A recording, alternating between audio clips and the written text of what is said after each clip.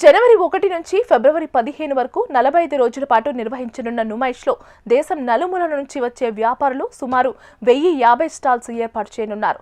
20 food stalls కూడా ఏర్పాటు కానున్నాయి. కాగా సుమారు 25 లక్షల వరకు సందర్శకులు వచ్చే అవకాశం ఉండటంతో ఎలాంటి అవాంఛనీయ ఘటనలు చోటు చేసుకోకుండా సొసైటీ ప్రతినిధులు అన్ని ఏర్పాట్లు పూర్తి చేశారు. ఎంట్రీ టికెట్ 50గా నిర్ణయించారు. సాధారణ రోజుల్లో ప్రతిరోజు సాయంత్రం 4 నుంచి రాత్రి 11 గంటల వరకు ఎగ్జిబిషన్ గ్రౌండ్లోకి సందర్శకులను అనుమతిస్తారు. నుమైష్ ఎగ్జిబిషన్ ను దృష్టిలో పెట్టుకుని టీఎస్ఆర్టీసీ ప్రత్యేకంగా బస్సులు నడపనుంది. నాంపల్లి, గాంధీ భవన్ మెట్రో స్టేషన్లు ఎగ్జిబిషన్ కు వచ్చే సందర్శకులకు ఎంతో సౌకర్యంగా మారనున్నాయి. నుమైష్ కు వచ్చే సందర్శకులకు ఇబ్బందులు తలెత్తకుండా మెట్రో సమయాన్ని పొడిగించాలని సొసైటీ నిర్వాహకులు మెట్రో అధికారులను కోరారు. ఇదిలా ఉండగా ప్రత్యేకంగా మెట్రో రైల్ కోసం స్పెషల్ టికెట్ కౌంటర్ కూడా ఏర్పాటు చేయనుంది.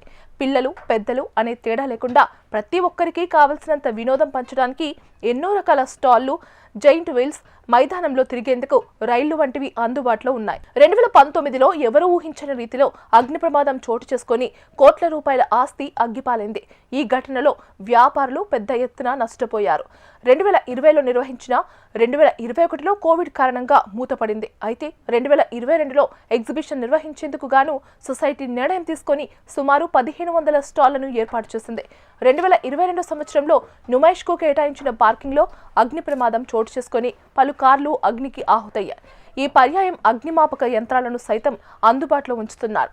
ఎగ్జిబిషన్ కు వచ్చే సందర్శకుల కోసం గృహకల్ప, చంద్రవిహార్, గగన్ విహార్, భీమ్రావ్ వాడ ప్రాంతాల్లో వాహనాల పార్కింగ్ కు అధికారులు ఏర్పాట్లు చేస్తున్నారు. ఇక్కడ విజిటర్లు తమ వాహనాలను ఉచితంగా పార్కింగ్ చేసుకోవచ్చు.